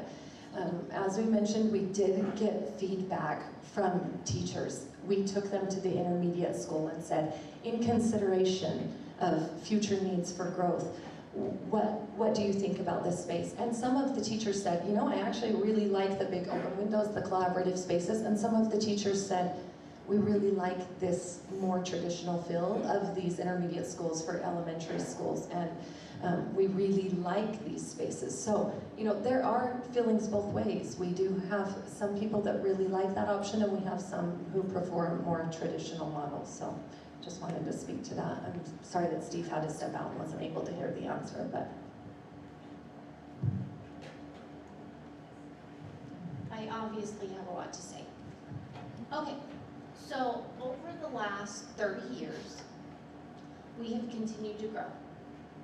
We have continued to need more space, and we've continued to have more families move into our county. Can you go back to that page, please? Yeah, I'm happy to. Okay, so since the 2007 bond, this is all the things that we went over budget for things that were unplanned. Correct? No. This is saying capital reserve. In 7, we had more needs. Like we could have buried the high schools because they were still built in the 50s. But we kept the gym, we kept the auditorium, we kept different spaces.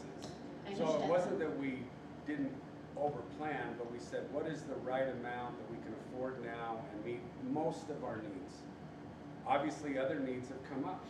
So what is the Those things were forecast? funded within budget, just Yeah, to those are all in the clarify, budget. we We didn't didn't go go over over budget for budget, they that. were a portion of the budget. They Planning were- as you move They forward. were part of the bond? No, they were Okay. part of the budget. The budget, okay. So what do we understand of the growth so that in another 5 to 10 years, we won't have the same type of bond come forward because of our lack of planning for growth? What models do we have for the growth in Box Elder? Are we looking at the data? Okay, what data are we getting it from, and what kind of adjustments are we making every year for the updates that we're getting from the growth that we have? It doesn't seem like we're understanding that growth over the last 30 years, or else we wouldn't build buildings that are outdated within 10 years. And that's what's happened. I don't think outdated is the correct term. They might be undersized. Outgrowth. Undersized. I agree.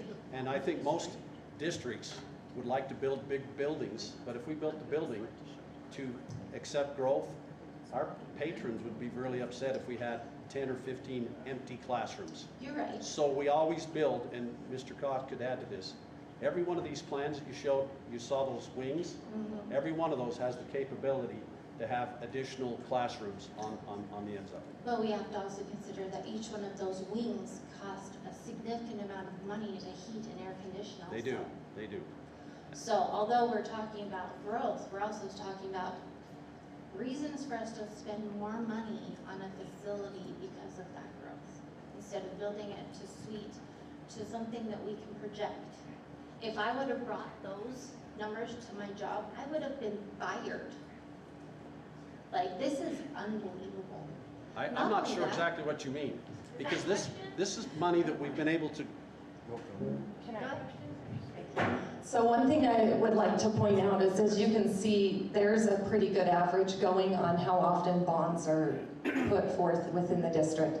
8 years, 14, 11, 5, 8, 3, then 17, 6, 9, 14, and 17. This bond that we're proposing this year will be 17 years. That's the longest that we've gone in the history of Box Elder School District bonding in our district without going to a bond. And if you combine that with the previous one, it was 14 years. So within that time frame, we went 31 years with 2 bonds. But if you go back to the 2 bonds previous, that was 15 years. The 2 kind of before that's 23, then 20. we've gone a pretty good span doing what we can with the money that works into our budget to plan and prepare for the needs that we have. We cannot build buildings that have enough empty classrooms to sustain the growth that we will see over the next 20 years, or our taxpayers will think that we're wasting money.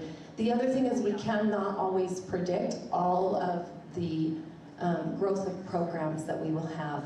You know, we just don't always know what's going to happen with CTE in the next 10 years, and we need to be able to be responsive too. So you're welcome to ask one more question, and we do need to keep rotating.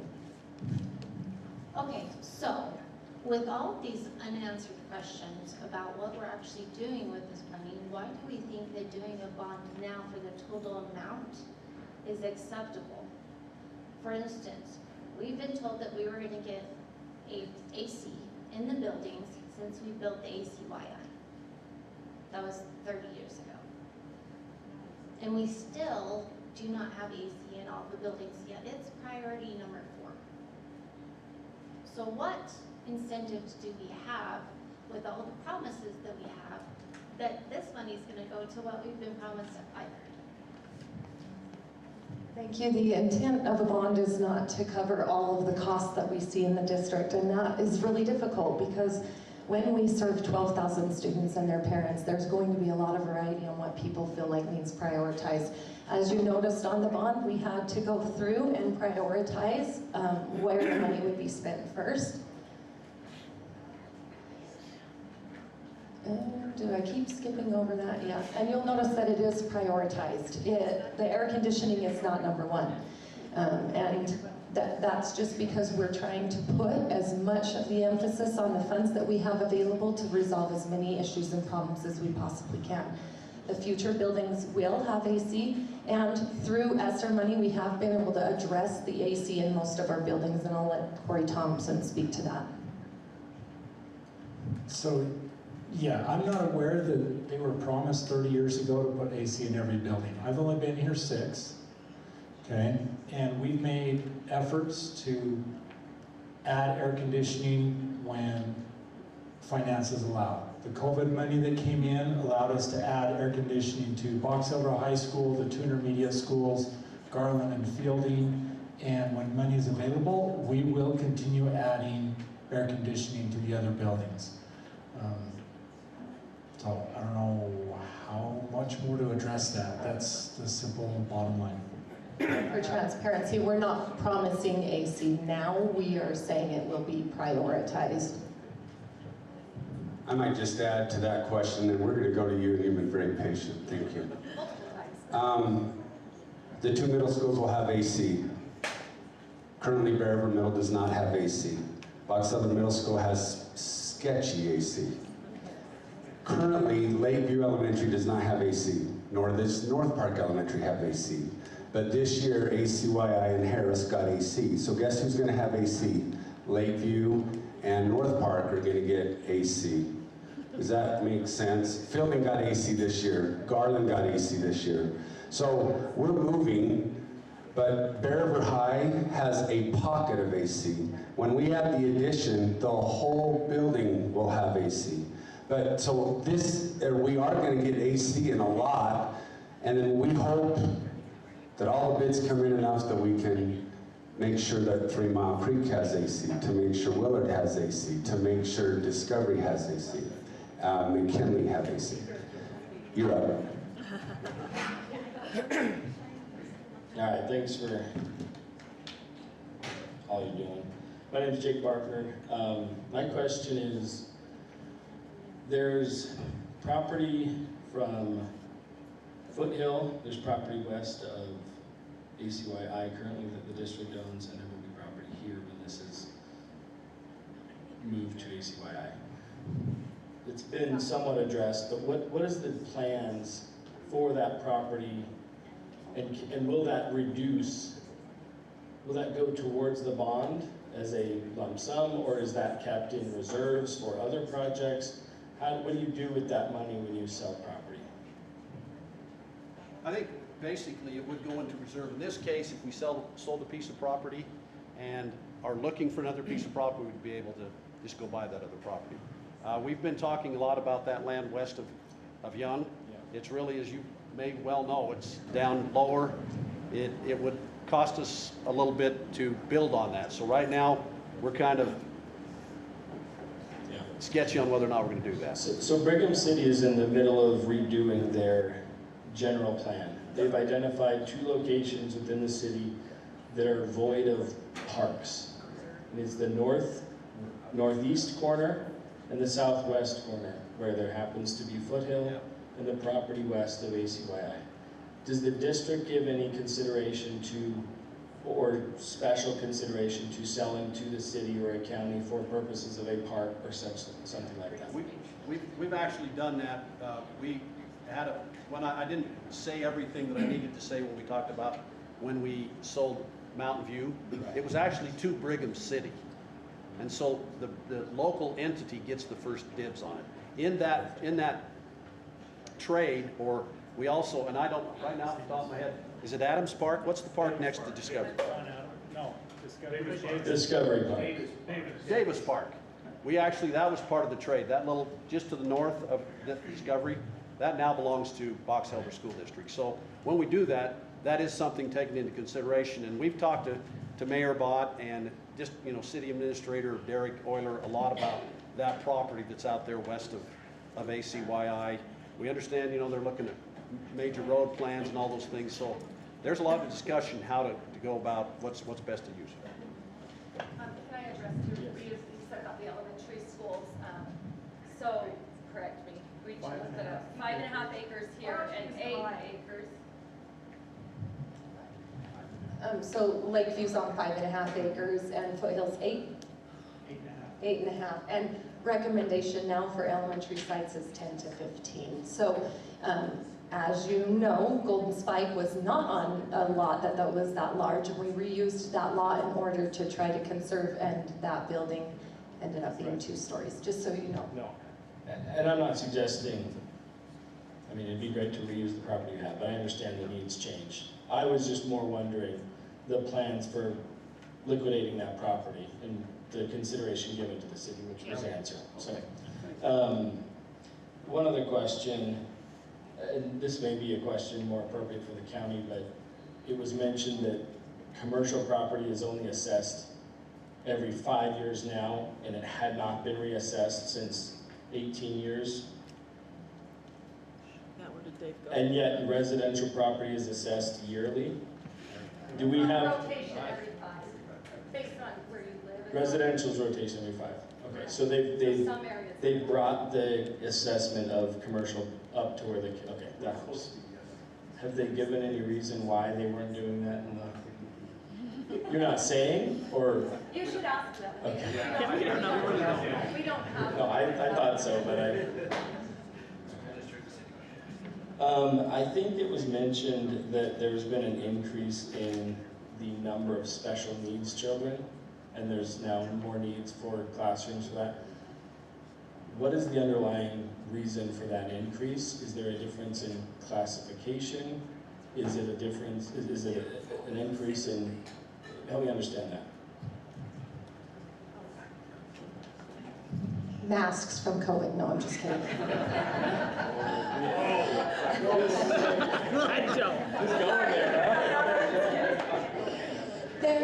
There's not a one-stop answer for that. I will clarify this piece, though. I often get asked the question, is it because of behaviors? Or is it the behavior piece that is doubling? And that is not the case. Yes, we do have an increase in behavior, so I don't want to minimize that. It is a thing. But it is not, our doubling of our numbers in special education is not just behaviors. It's actually in all of our categories. We have had students who are more severely impacted. We have more students coming to us.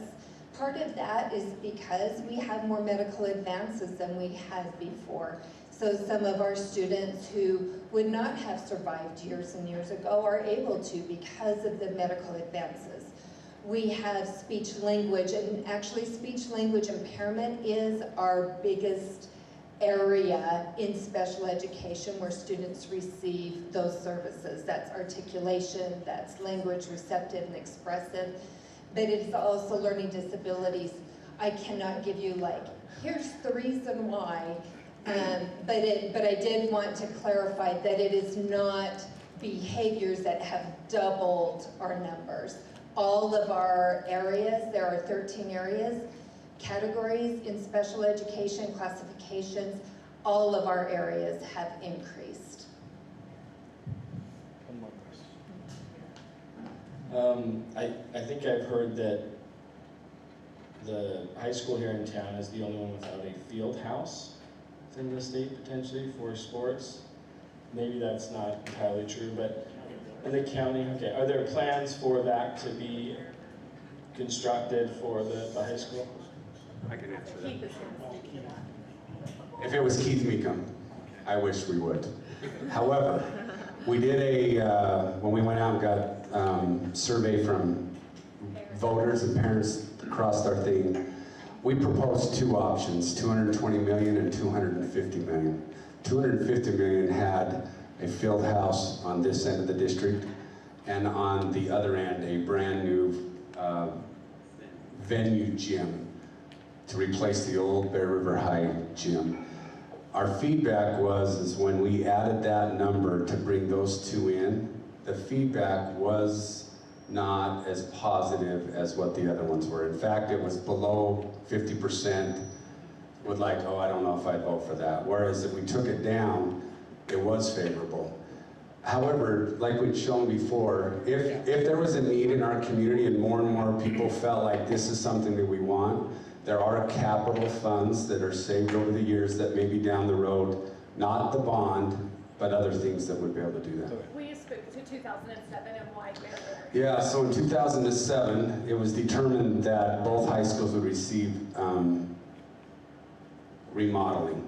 We didn't have enough to rebuild the entire schools, and so a community of parents and with educators, they all got together and said, what are the needs in Box Elder High School? I was teaching at the time there. What are the needs at Bear River High School? And their communities determined their needs, and so they were not identical. Unlike this bond, the middle schools will be built. Now, what is the structure gonna look like? You know, what's it made out of? That was what Mrs. Taylor said so eloquently. So we don't know that, but we do know that there's gonna be middle schools built. But that's the answer at this point. It hasn't been tabled. Well, it's been tabled, it hasn't been eliminated. And that would be something moving forward, so great question. Thank you. Thank you. I just wanted to get up here and say that I appreciated all of the work the board has done in noticing the needs of this school we're in right now. I have children that go to this school, and we have been dealing with a lot, and we've been making the most of what we have here, and I agree that it is time for a new school. There's a lot of people who are wondering about why we can't just update the structure here. I know that when I was in PTA a few years ago, we can't add wall ACs units because of the electrical system here. And our kids don't have art class anymore. We have the computers in the classroom, and it's been really hard, but I very much appreciate being seen and knowing that our complaints have been heard. I do wonder though that if this because I know that right now we won't be moving into ACYI until I think it's at 2030, which none of my kids will be at the school anymore then. But if this bond is not voted for, what will happen? What'll happen? I know I asked this at the school board meeting, but I thought I'd ask again just for fun. But what will happen if these needs aren't addressed? Now, I can hear. I'd like Corey, but if you don't mind, I'd like Corey to respond to that. That's a hard question to respond to because I don't have a crystal ball. If the bond doesn't pass, the issues don't go away. Clearly, they don't go away on their own. So those are going to be some really hard conversations that we will have as a capital improvement committee, which I chair, along with board members, Where do we go from here? We still have old middle schools, we still have Lakeview and North Park, and we still have the same grade level configuration. Where do we go from here? As you can see, the prices, we don't have that kind of reserve within our current budgets, and it would take decades to save that. I wish I had a better answer for you. If the bond doesn't pass, we continue educating the kids, just as we have. In the same buildings we have, in the same manner we have, we do the best we can with what we've got. Is that the best for the kids? I guess that's what the voters need to decide. Superintendent. Thank you, Corey. I think what he said is very true, is we have to go forward. The beauty of this is that we hold a board meeting monthly, and we take input all the time. And so in order to sometimes to get enough input, you have to propose a bond to see where the community is with the ideas that the board has thought about for a couple of years. This feedback right here is very helpful to what we're going to do in the future. Our hope is that we are able to go forward, build 2 new middle schools, and go forward. We've talked about this since we had a meeting in July, about, I want to say July 12th of 2022. And, you know, it seems to you, some of you like this has been really quick, but we've been talking about this and talking about it. We built up to July of 2022. We've been talking about it since. And so I think that's the big thing is we're getting a lot of feedback, a lot of ideas. You know, I think Mrs. Taylor said very well to this lady's question about glass. I don't know yet if that's what's going to be the answer. I'm in favor of it, but if this community doesn't want that, then we'll go back to being more traditional. So with that, this young lady has been very patient. So how about you next? I'm here. Oh, you know me. I email you sometimes. Okay. It's good to put a name to a face. Oh, I don't know. Should I say my name out loud?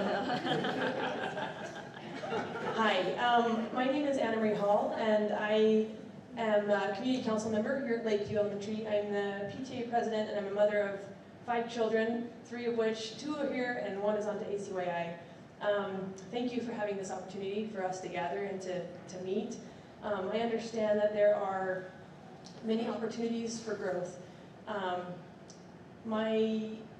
you walked in the door, as you all walked in the door, you passed a sign that had the names of the people on it that built this school. The school was built in 1962. The President of the United States in 1962 was John F. Kennedy. There was not yet a man on the moon in 1962. My parents were not in college yet.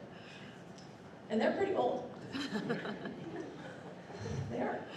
And they're babysitting my kids right now. Except for Ben. Ben, will you stand up? Ben is he's in 4th grade here at Lakeview Elementary.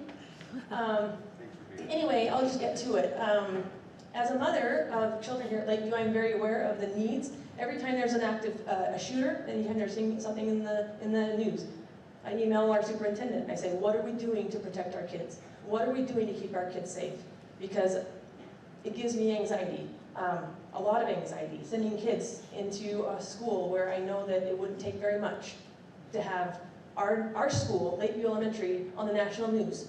And then we sit and twiddle our thumbs and say, well, we shoulda, coulda, oughta, shoulda, coulda, oughta. Now is our time for that. We don't want to be on the wrong side of this opportunity. I know there are other people who don't feel the same way as I do, but that's okay, because we can disagree without being disagreeable. I have an aunt, she's 92 years old, and every time she goes to the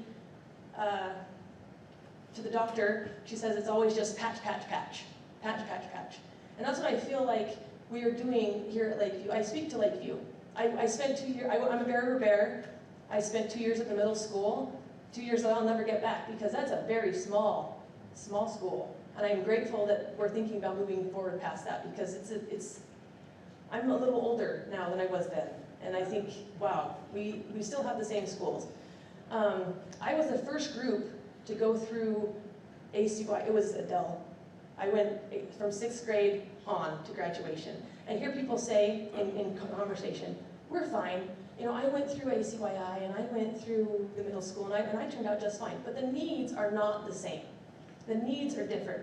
And I feel as a community, it is important that we have a choice. We have a choice to choose for our children because they don't vote. We vote for our children. Will we have them educated in buildings that are modern and protected and safe and designed and prepared for the problems to come? Or will we continue on doing the best that we can, patch, patch, patch, putting it together, lipstick on a pig? I feel like if we don't support, we are not protecting our children. We are leaving them vulnerable for a million things. This building that we're in right now, if by some weird thing there was an 8.5 earthquake, which by the way, we are right on that fault line. I don't know if you guys, I'm an environmental studies major and that's my jam. Earthquake, this building would be kaput. But our children come here every day to learn and get educated, and the teachers do the best that they can in this building to educate our children, and they do a great job. But we are responsible.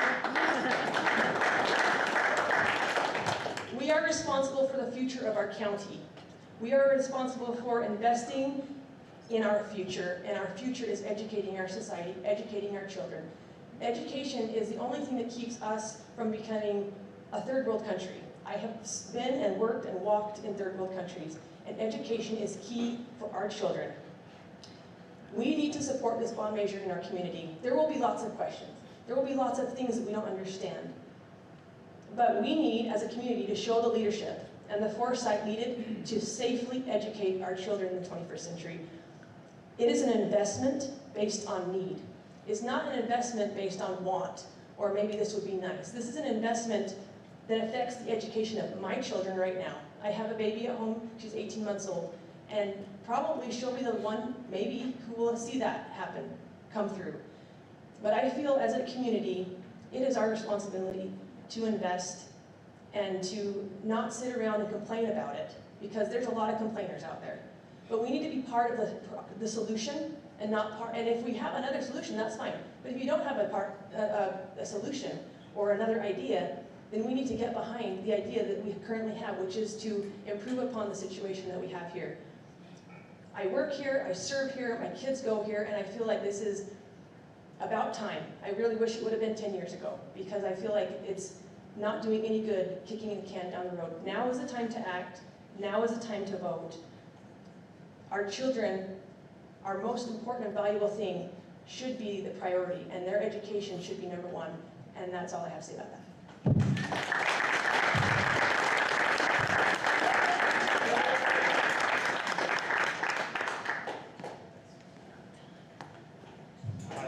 So I'm in a unique situation. I actually teach here, but I don't have any concerns about that.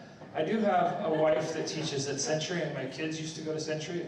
Would you speak to what your plans are for Century? Because Century's almost just as old, and I'm just curious. And I hate to add more to the plate, because I know there's like everybody's got, I want this added, I want this added, I want about this. Like once we start taking things, there's more things, but I see additions, but it's 1964 that building was built. Like that's 2 years after this one. So I'm hoping and thinking you've thought about it, but just if you'd speak to that. I wish I could say, you know, I don't want somebody 20 years from now to be like, we were promised Century was going to be part of the bond. But as you see, it is on the priority list because it's something that we need to address, and it's listed first, not just because it's in alphabetical order, but also because we acknowledge and recognize that we've got to look at Century and making it just as safe as these other buildings. We are trying to get as much as we possibly can done with this money. However, we have spoken many, many times about using capital reserve funds to address Century in the future and to get to that as soon as possible. I agree with you, Tom. I will tell you, and this may be a reason why it didn't hit the highest level of need, is although Century was built in 1964, which you can see is 2 years after this, In 1994, it got an addition. In 2000, it got an addition. And in 2008, it got an addition. But I will say that there's still portion is unreinforced masonry. And so when we say if we get a fifth priority and we find a way, and whether or not the bond pays for it or capital improvement, we've got to, if we really care about safety of all kids, then there's going to have to be a point where some of that Century stuff has to be addressed. And if Corinne and Bear River City and Elwood and Honeyville ever figure out water, buy a high school. I'm just kidding, but do you know what I'm saying? So I think that's maybe why it didn't quite hit the priority. Doesn't mean that we don't love those kids anymore, but probably those 3 additions in the last 25 years maybe had something to do with it. I think Mr. Minkin will have a grandchild that's going to attend that school in a few years, correct? I have one already. Already? This gentleman has another question. Sorry, more questions. Great points were brought up about active shooters, things like that. Does the district have any input into measures that can be taken outside of a new building, a new classroom, such as an armed guard? Or who makes those decisions? Is it the district? Is it the state? Does the district have any input on that? Right now, this past legislative session, 2024, Representative Wilcock from Ogden passed a bill called House Bill 84. And if you Google it, you can find out it's a long bill and it entails a lot of safety. One of the things is right now we're working on what they call guardians, that every school will have someone in it that is actually trained properly, actually basically gone through cadet training. Currently, Box Elder School District has made enough of a commitment. This summer, we hired what we call our safety and security specialist. His name is Tony Verderber. He was a former police officer. He actually does some of that training, I think, through Weber State University cadet training. And there's going to be a lot of things put into place.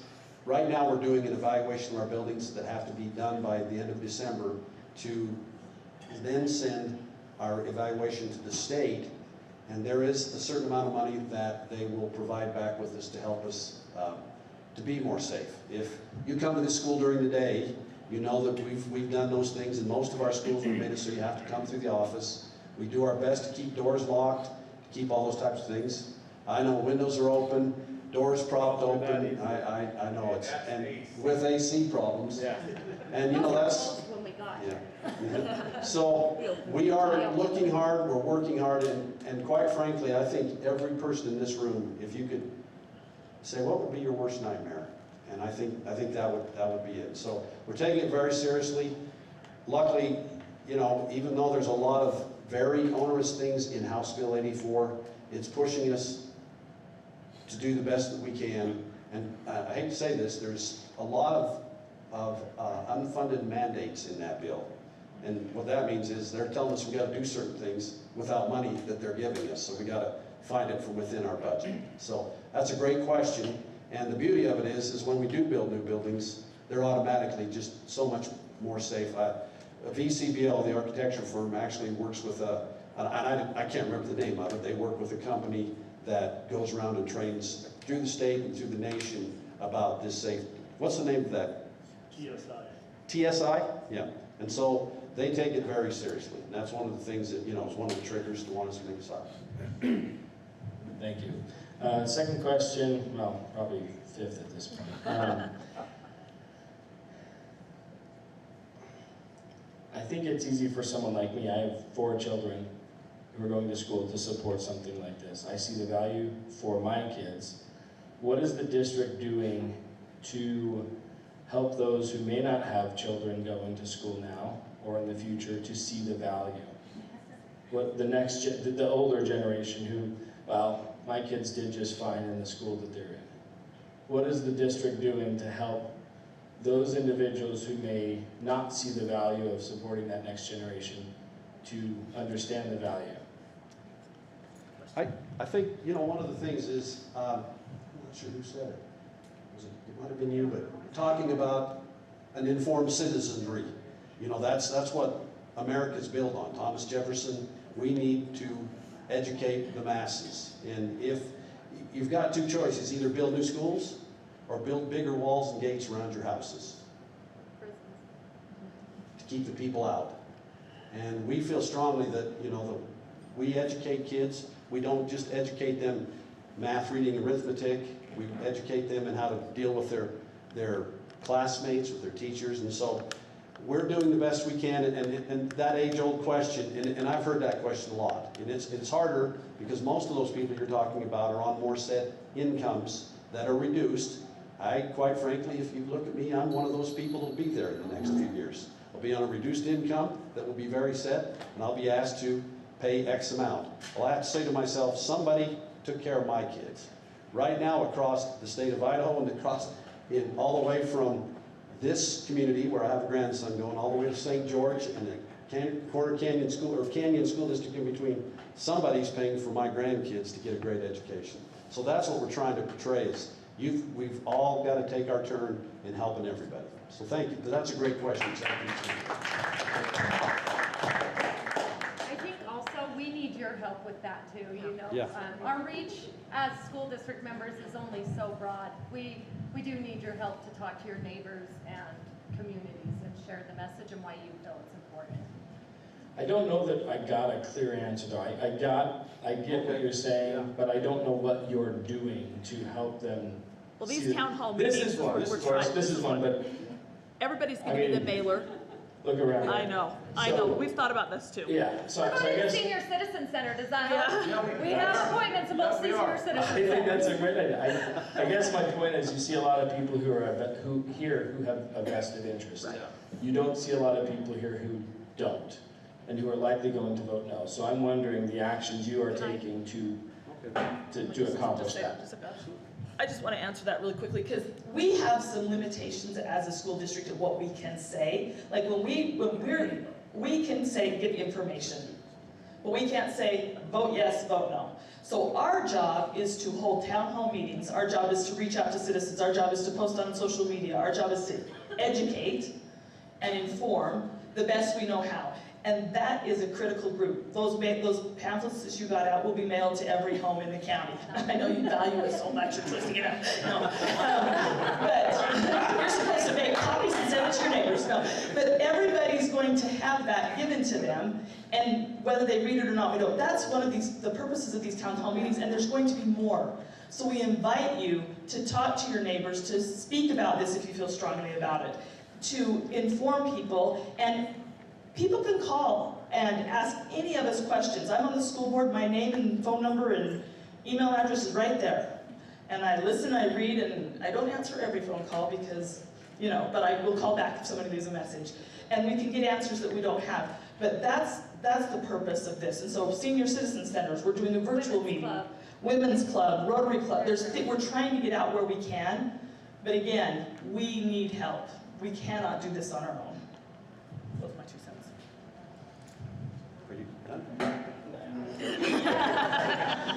All right, y'all can't say vote yes, but I can say vote yes. Okay. I'm gonna put you on the spot. I'm sorry. Okay. I'm listening to the questions here, and I think there's still a little bit of confusion on bond versus capital reserve. And when you came to the Lakeview Community Council, you had and you probably don't have the presentation here, but could you kind of explain? You showed how we have money, budget, capital reserve set aside, and when costs come up, things are done, and then when unfortunate things like mud going into ACYI, back to school night come up, then that money has to be, will you just that you shared with us at Community Council, I think that will help. Okay. So one of the committees I serve on is the Capital Improvement Committee, and well, there's long-term and then there's capital improvement. And one of the things we do as a board each year is we have a certain amount of money that we have capital projects. Things that come up like, here's a look at it, what it is this year. So, Heidi Jo's amazing. So these are the things that are, and it's ordered by school, and it's based on, Corey's our facilities director, and so he has people on the ground and in the schools, and they know what happens. Just like a house, we have maintenance costs. The furnace doesn't last forever. You have to plan for a furnace to be replaced at some point, or a roof to be replaced. The school district operates the same way. we have capital projects that need to happen. And every year, we're given a list, and I'm on the committee that sits on this, and we designate what is a high priority, what is a medium priority, what is a low priority. And then we do with that money, and if you'll notice on this one, and it's categorized by school, and then the estimated cost. So, and then on the right, we have a high, medium, and we always try to get those high, medium. They're like, the roof's leaking, or it's going to leak. We need to get that taken care of. In order to, if we don't want to have to pay $1 gazillion to redo the whole, whatchamacallit, the parking lot, we need to seal coat. We need to do some things like that to maintain, just like we do with our homes, just like we do with those kind of things. And so we set this priority. Now, if something happens, like ACYI, there was a water main break right across the street from our intermediate school, at back to school night of all times, and flooded that. Well, that jumps up in priority. And so something that's a lower priority might have to drop off at that point. This is a constant, this is a document that we work on every single year. In fact, we just had a meeting a week ago, I don't even know my months, where we were talking about the next year's funds. Like, where are we here? What are we using? How is it being used? Are we below budget? Are we above budget? Have we had things that come up? And then we set those priorities as needed. And so when we talk about capital reserve, this isn't bond money. This is part of an ongoing school budget. It's a budget line item that the school board approves every year, and that we say, and sometimes we say, you know what? We would love to give you $4 million to do all these projects, but it's not in the budget. We can give you $2 million to do that this year. And then we set those priorities as needed. And so that, does that answer your question? And so that's kind of what we're talking about, capital reserve. And as we save up funds, and we can do things that are not, that we don't have to bond and pay over 20 years. We save up and do some of the smaller, the ones that we were looking at before, like the Golden Spike Elementary is partially that, the transportation building, the certain things like that. And so those types of items are part of our annual budget process that we're trying to use what we have the best we know how, and things happen, and that's why we have to have money to pay for those things if they do happen. But they're all within the budget. We are required by law to pass the budget and stay within budget. So, and I wish they were easy to read and understand. I'm a math person and I love spreadsheets, and even I don't love to look at the budget all the time. But they're there, they're available, and there are people who can answer your questions if you have more specific questions about the budget and how it's used. So hopefully that answers your question. Okay, we said that we'd be here from, I believe, 6 to 7:30, but we knew it might be 8. We're willing to take more questions, more thoughts. I will tell you, this has been really insightful, and you know, it makes me more aware of the things that we need to address in the next month as we get there. We're going to try to address it as soon as we can, you know, through videos and all those types of things. We've used more of a social media blitz than maybe they did in 2007, and tried to use social media, emails, and those types of things because we feel like that's the way you do things now. So thank you so much for coming out. I know it's hard in the middle of the week. Thank you for coming and asking your questions. As Julie said, you can ask, it's on our webpage. You can see all the board emails. You can see their phone numbers. They're right out there. It's very transparent. Yep. All of us work at the district office. You're welcome to give us a call, email us. We'd love to answer your questions and you know, try to be able to find out what the things are that we can answer, you know, because tomorrow we'll be at it first thing in the morning, trying to figure out, you know, some of these questions.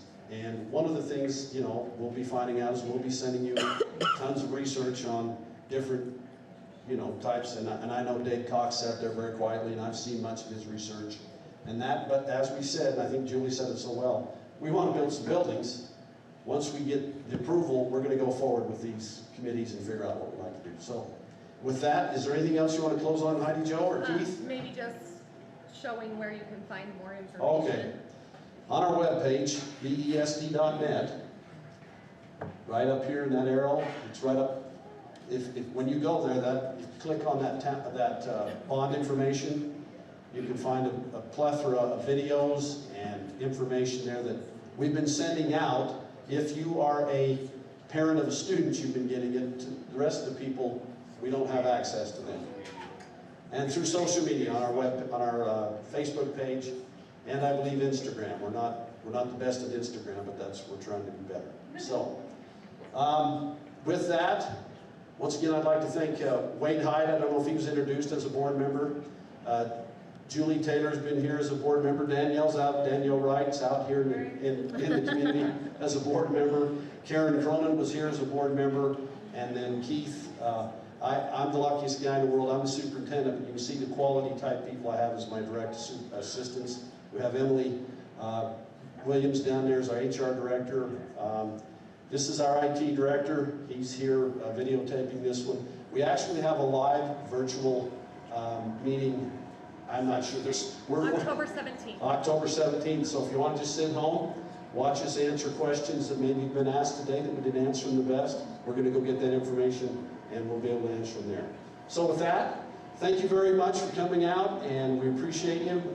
Box Elder County is a great place to live. I absolutely love it here. I grew up over in Paris, Idaho, so I've spent all the way from Price, Utah, all the way through, but I absolutely love this county. So thank you very much.